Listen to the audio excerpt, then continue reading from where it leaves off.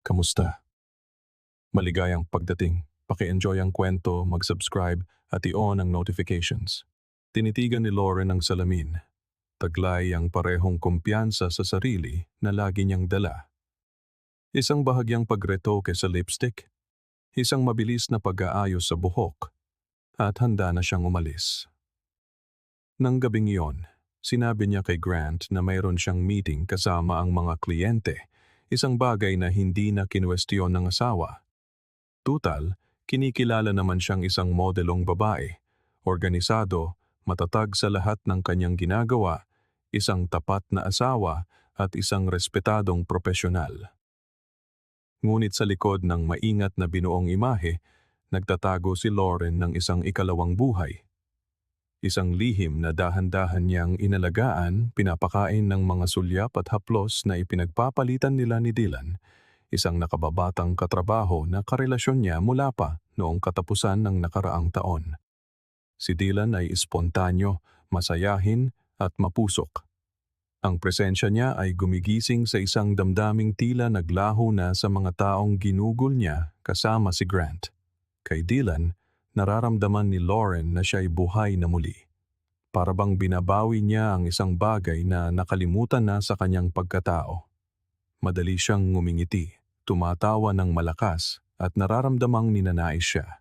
At kahit alam niyang tumatawid siya sa isang mapanganib na linya, kinukumbinsi niya ang sarili na kontrolado ang lahat. Maingat niyang inaayos ang kanyang schedule, pinubura ang mga mensahe at nag-iingat sa mga lugar kung saan sila nagkikita. Bawat tagpo nila ni Dylan ay isang bugso ng adrenaline at kahit pa tila kabalintunaan, nararamdaman niyang nakakatulong ito upang manatili siyang perpektong asawa. Naghahanda siya ng hapunan tuwing linggo, nagpapadala ng matatamis na mensahe kay Grant, at sinusubaybayan ang mga kaganapan sa kumpanya nito na para bang walang nangyayari. Nang gabing iyon, mas matindi ang naging tagpo nila ni Dylan. Hinihintay siya nito na may dalang bulaklak, isang pambihirang kilos. Sinabi nitong iniisip niyang dalhin ang kanilang relasyon sa mas seryosong antas. Nagulat si Lauren, nabighani, ngunit umiwas na magbigay ng direktang sagot. Inenjoy niya ang sandali, nagpadala sa init ng gabi, at nagpa siyang umuwi ng mas maaga sa plano. Sinabi niya kay Dylan na pagod na siya, na gusto niyang magpahinga. Kinuha niya ang kanyang mga gamit, maingat na umalis sa hotel, at nagmaneho ng tahimik. Umiikot ang isip niya sa sinabi ni Dylan. Isang mas seryosong relasyon. Masyado na bang lumalayo ang lahat? Nang iparada niya ang sasakyan sa tapat ng bahay, agad siyang nakaramdam ng kaba. Bukas ang ilaw sa study ni Grant. Isang simpleng detalye, ngunit hindi pangkaraniwan. Halos mekanikal ang routine nito. Maghahapunan, manonood ng kung ano, at matutulog ng maaga. Ang pagiging nasa opisina sa ganoong oras ay kakaiba. Naupo si Lauren sa loob ng kotse ng ilang segundo. Sinusubukang isipin ang dahilan.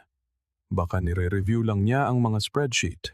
Baka may kausap sa telepono para sa trabaho. Sinubukan niyang itaboy ang masasamang isipin, huminga ng malalim at bumaba ng sasakyan.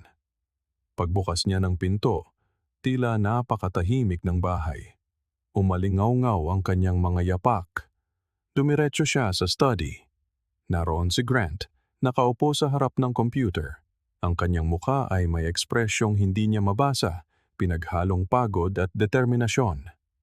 Inalis niya ang tingin sa screen at tinitigan siya sandali. Sinabi lang niyang naging mahirap ang araw na may mga desisyong kailangang gawin.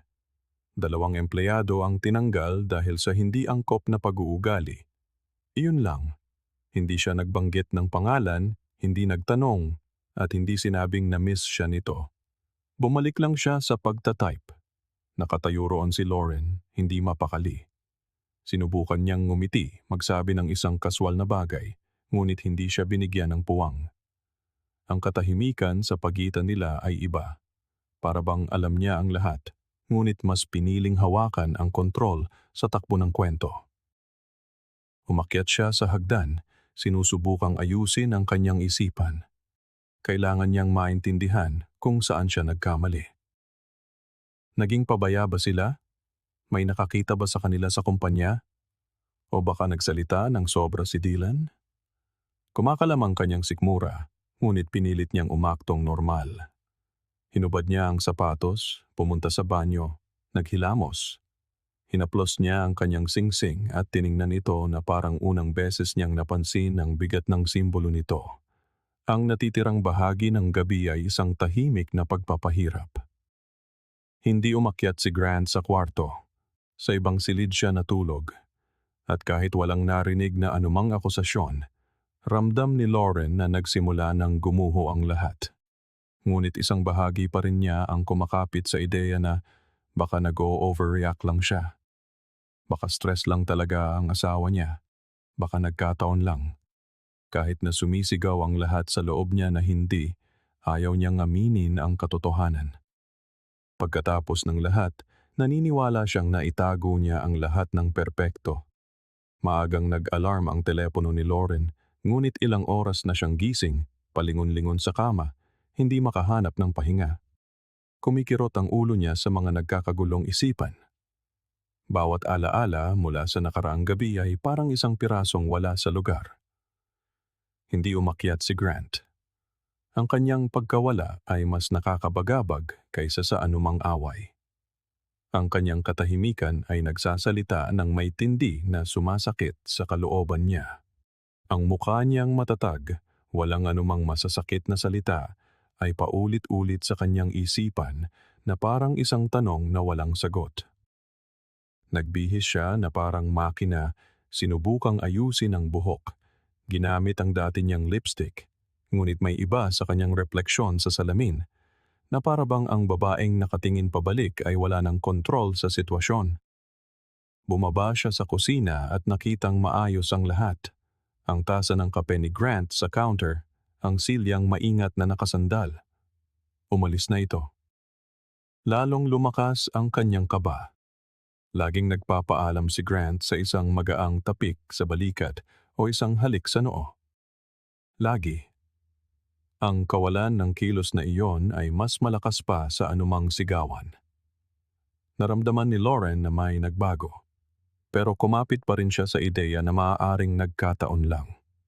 Baka pagod lang talaga ito. Baka talagang naapektuhan siya ng pagkatanggal ng 2 empleyado. Kailangan niyang maniwala sa isang bagay na maglalayo sa kanya sa pinakamasamang posibleng sitwasyon. Habang papunta sa trabaho, nakatingin siya sa manibela, ngunit lumilipad ang kanyang isip. Bawat traffic light ay tila mas matagal kaysa sa normal. Bawat ingay sa paligid niya ay tila umuulit sa loob niya. Ilang beses siyang sumubok huminga ng malalim, pinipilit ang isipan na babalik sa normal ang lahat. Hindi rin nag-text si Dylan na pambihira. Karaniwan, pagkatapos ng bawat pagkikita, may sasabihin itong matamis, isang mabilis na pangungusap, isang emoji, kahit ano. Ngayong umaga, katahimikan mula sa lahat ng panig. At ang katahimikan ay nagiging napakabigat. Pagdating niya sa opisina, tila mas mahaba ang mga pasilyo. Iba ang kilos ng kanyang mga katrabaho. Ang ilan ay mabilis na tumitingin sa kanya. Ang iba naman ay umiiwas. Naglakad si Lauren ng may tatag. Sinusubukang panatilihin ang kanyang postura. Ngunit sa loob, sinasakal na siya ng kaba. Pagdating niya sa kanyang desk, hindi niya natagpo ang bukas ang computer tulad ng dati. Tanging isang sobre na may pangalan niya nakasulat kamay ang nasa gitna ng mesa. Bumilis ang tibok ng kanyang puso, tila lumiit ang mundo sa paligid niya. Umupo siya, binuksan ang sobre gamit ang nanginginig na mga kamay. Sa loob, naroon ang mga papeles ng diborsyo, pirmado na ni Grant. Kinapos siya ng hininga. Sandali, inakala niyang hihimatayin siya. Ngunit hindi lang iyon. Mayroon ding mga litrato, marami, niya kasama si Dylan sa mga restaurant, sa pasukan ng hotel, naglalakad papunta sa kotse. Mga larawang kuha mula sa iba't ibang anggulo, sa iba't ibang petsa. Ebidensya. Hindi niya alam kung paano o kailan, pero alam ni Grant ang lahat. Natuklasan niya, At sa halip na harapin siya ng may galit, nagngangalit na tingin o mga akusasyon, pinili niya ang ibang landas. Isang metikuloso, malamig at kalkulado. Napagdesisyunan na niya ang katapusan at naghintay lang ng tamang sandali para kumilos. Para siyang hinusgahan sa katahimikan, hinatulan ng walang karapatang ipagtanggol ang sarili. Binitawan ni Lauren ang mga papel sa mesa. Nanginginig ang kanyang mga kamay. Nanunuyo ang kanyang mga mata. Sinubukan niyang kunin ang telepono. Tinawagan si Dylan. Walang sagot. Sinubukan ulit. Voicemail. Nagpadala ng mensahe. Hindi man lang nabasa. Nagsimulang umakyat ang desperasyon. Tumayo siya, kinuha ang kanyang bag, at nagtungo sa parking lot na may alanganing mga hakbang. Gusto niyang maglaho, tumakas, burahin ang lahat. Pagdating niya sa kotse, bago pa niya mabuksan ang pinto, narinig niyang tinawag ang kanyang pangalan. Dahan-dahan siyang lumingon at nakita si Richard Hamilton, ang kanyang direktang boss. Tinawag siya nito para sa isang mabilis na usapan. Hindi na niya kailangang magsalita ng marami. Sinabi niyang nakatanggap din siya ng sobrang tulad noon, parehong klase ng litrato, parehong sulat kamay. Sinabi niyang dinala na ang pangalan niya sa board at pag-aaralan pa ang sitwasyon. Nakinig lang si Lauren, hindi makasagot. Nagka-crash ang kanyang isipan. Ipinaalam ni Richard na may halong hiya na si Dylan ay tinanggal na sa kumpanya kaninang umaga. Narinig niya iyon na parang isang suntok. Tila bumukas ang lupa sa kanyang paanan. Umalis siya roon nang walang sinasabi. Sumakay sa kotse at nanatili roon sandali, sinusubukang intindihin kung ano ang natitira. Umiikot ang kanyang isip. Ang mga imahe mula sa litrato ay paulit-ulit na bumabalik. Ang mga mata ni Grant sa study, ang mga salita niya tungkol sa mga empleyadong tinanggal. Lahat ay bahagi ng isang plano. Binuo niya ang lahat ng hindi niya namamalayan at isa-isa niyang inihain ang mga piraso ng may hindi matinag na kalamigan. Umuwi siya at ipinarada ang sasakyan. Nasa may pintuan na ang mga maleta, nakalinya ng may katumpakan. Sa tabi nito, isang sobre na may mga susi sa isang simpleng apartment at isang tseke. Hindi nagpakita si Grant. Walang nagbukas ng pinto. Malinaw ang mensahe. Ito na ang katapusan. At wala nang paraan para magpanggap na hindi. Pumasok si Lauren sa bagong apartment, dala lamang ang mga maletang nasa labas ng pinto. Ito ang unang pagkakataon na tumapak siya sa lugar na iyon. Umalingaw-ngaw ang bawat hakbang. Maliit ito, walang anumang init. Inilagay niya ang mga maleta sa tabi ng pader at tumayo roon, pinagmamasdan ang walang laman na paligid. Walang amoy ng pagkain, walang bakas ng routine. Isang malinis at walang personal na espasyo. Lahat tungkol sa kanya ay tila wala sa lugar. Nananabik ang kanyang katawan sa pahinga, ngunit tumatanggi ang kanyang isipan. Naglakad siya papunta sa sofa at umupo. Ang katahimikan ay nakakabingi. Tiningnan niya ang kanyang telepono. Walang sagot mula kay Dylan. Walang tawag mula kay Grant. Walang mensahe mula kanino man. Para siyang nawala sa isang mundo kung saan siya dati ang sentro. Huminga siya ng malalim, isinubsob ang muka sa kanyang mga kamay, at nanatili roon ng ilang minuto, sinusubukang intindihin kung paano umabot sa puntong ito ang lahat ng may ganitong klase ng surgical precision. Sinubukan niyang tawagan ulit si Dylan. Hindi na pumapasok ang tawag. Binuksan niya ang messaging app. Nag-type ng kung ano, binura. Sinubukan ng isa pang pangungusap, binura ulit. Sa huli, isinulat na lang niya, "Please talk to me." Naihatid ang mensahe ng walang sagot. Kinakain siya nito. Napakaraming ipinangako ni Dylan, at ngayon sa sandaling gumuho ang lahat, naglaho siya. Binuksan niya ulit ang mga litrato.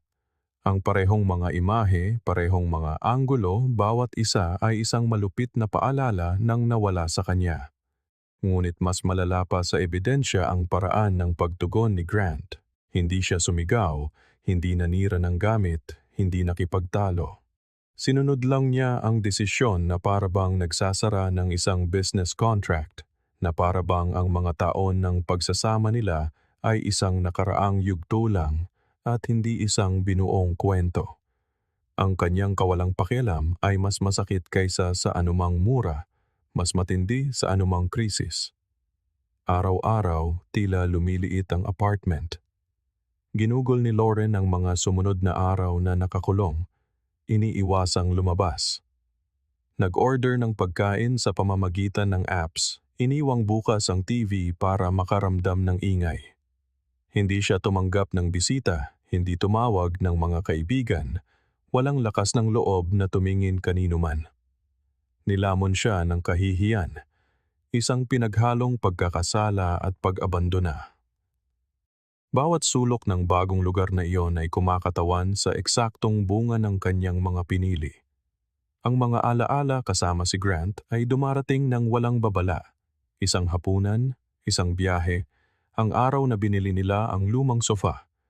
Lahat ay halo-halo sa mas kamakailang mga alaala kasama si Dylan, na ngayon ay tila malayo at walang kabuluhan.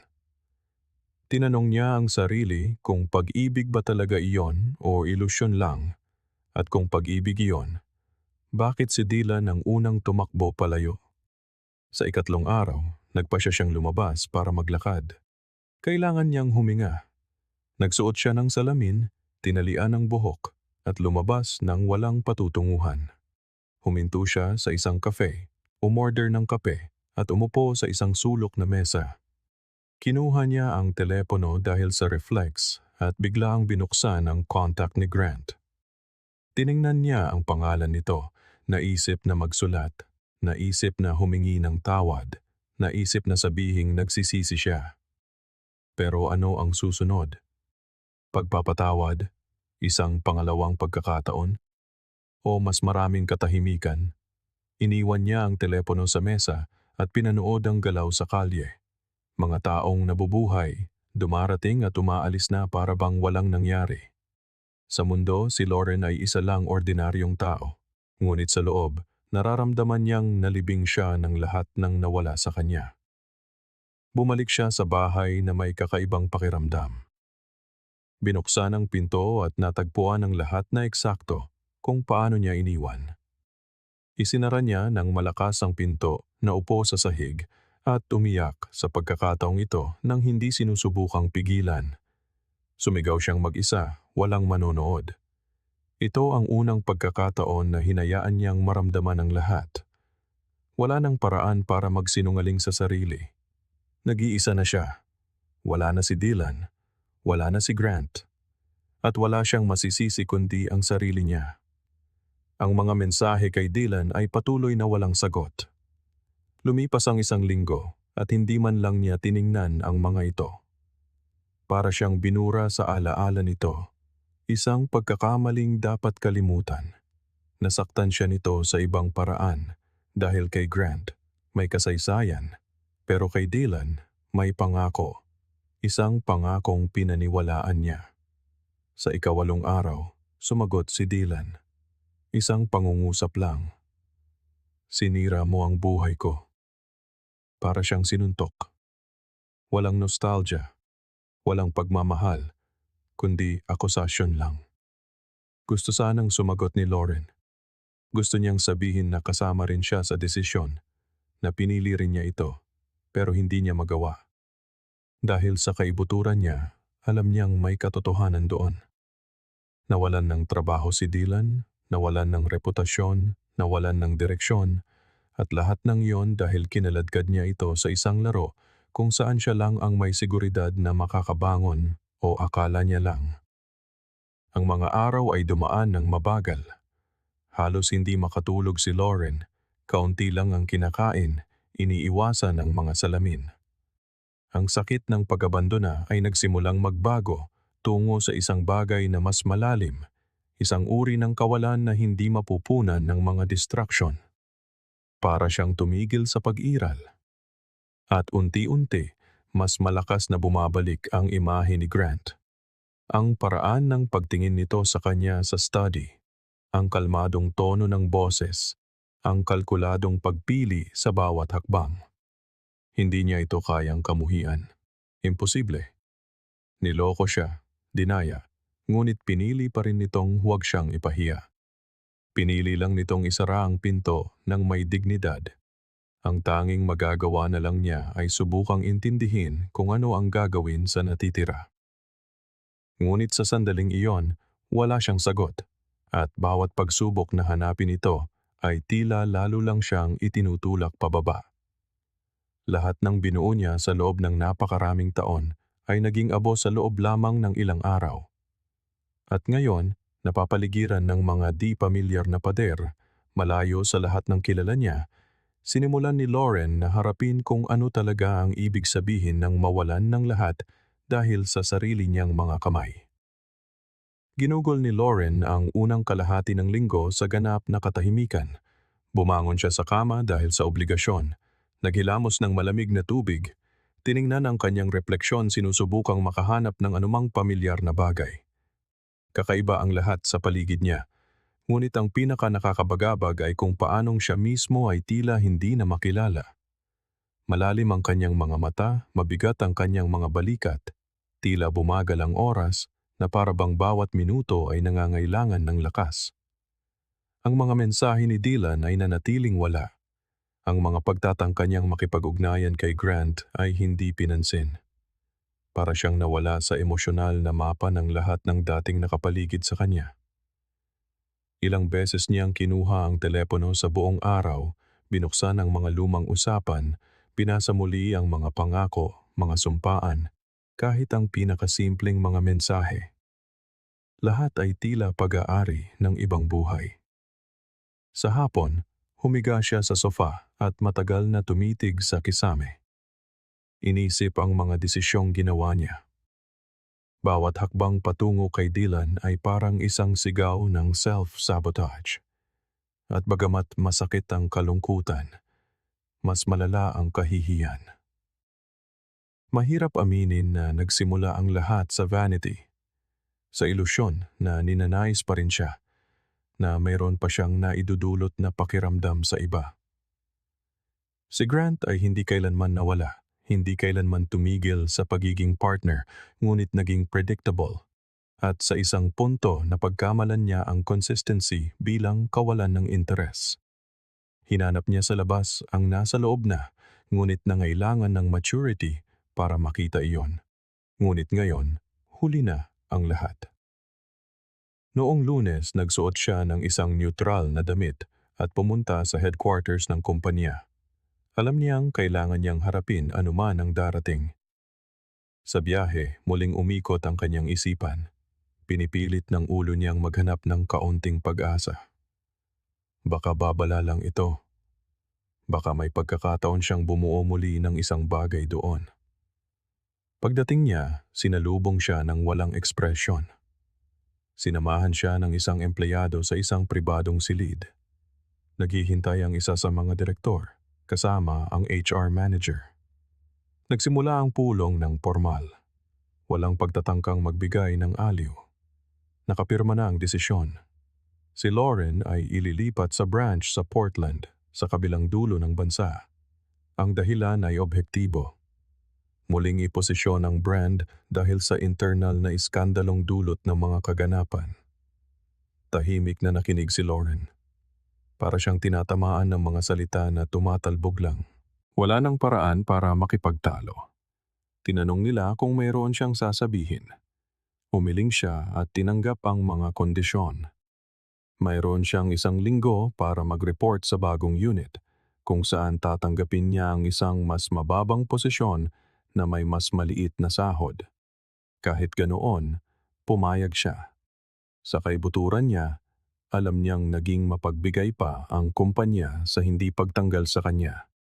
Ito na ang pagkakataon para sumulong kahit sa pilitan. Paglabas niya ng silid, iniwasan niyang makipagtinginan sa mga kasamahan. Inimpake ang kanyang mga gamit, isinuko ang kanyang ID, at umalis ng hindi lumilingon. Nang gabing iyon, nag-empake siyang muli. Ngunit sa pagkakataong ito, walang emosyon. Lahat ay praktikal. Pinaghiwalay ang mga mahahalagang gamit, inimpake ang mga dokumento, binura ang mga larawan sa kanyang telepono. Tiningnan niya ang lahat ng may kalamigan, na parabang alam niyang wala nang balikan. Parabang ang apartment na iyon ay naging tulay lang sa pagitan ng dalawang mundo, ang pagbagsak at ang pagtatangkang mabuhay.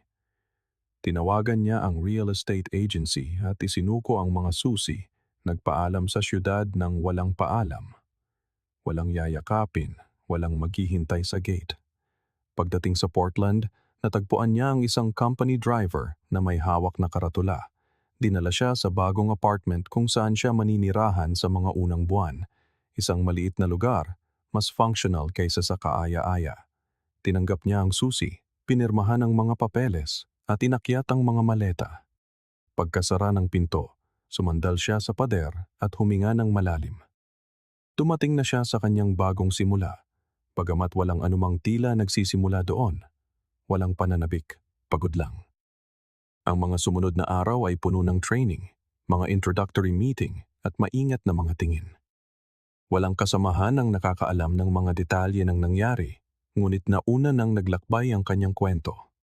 Naramdaman niya ito sa mga bulungan, sa mga pilit ng ngiti, sa mga hindi direktang tanong. Ganoon pa man, nanatili siyang matatag. Dumating ng maaga, ginawa ang kanyang mga gawain ng may katumpakan, iniwasan ng mga hindi kinakailangang usapan. Para siyang determinadong buuin muli ang lahat mula sa simula, kahit hindi niya alam kung may lakas pa siya para dito. Sa mga bihirang libreng sandali, naglalakad siya sa mga kalye, sinusubukang maging pamilyar sa bagong kapaligiran. Nanatiling tahimik ang kanyang telepono. Walang contact mula kay Dylan, walang senyas mula kay Grant. Inabandona na niya ang social media. Ayaw niyang makita ang mga lumang larawan o sundan ang buhay ng iba. Para siyang nabubuhay sa pagkakatapon. At kahit sa pag-iisa na iyon, nagsimula siyang mapagtanto ang isang bagay na hindi pa niya malinaw na hinaharap. Ang sakit ay bahagi ng proseso. Ang pagkawala ay hindi lang parusa, kundi bunga rin. Sa isa sa mga paglalakad na ito, pumasok siya sa isang maliit na bookstore at bumili ng isang notebook. Umuwi siya, umupo sa mesa at nagsimulang magsulat. Hindi ito isang diary. Mga salitang watak-watak, mga iniisip, mga piraso ng alaala. Sumulat siya tungkol kay Grant, tungkol kay Dylan, tungkol sa mga maling desisyon, tungkol sa bigat ng pagiging iniwan. Walang palamuti, walang pagkukunwari. Sa unang pagkakataon matapos ang mahabang panahon, buong katapatan niyang hinarap ang sarili. At sa gitna ng sigwa ng kanyang damdamin, may nagsimulang magbago. Hindi pa ito maituturing na pag-asa, kundi isang pagkamulat. Ang katiyakan na kahit durog na durog, siya ay buhay pa. At nangangahulugan iyon na mula sa mga guho, may bago pa ring maaaring sumibol.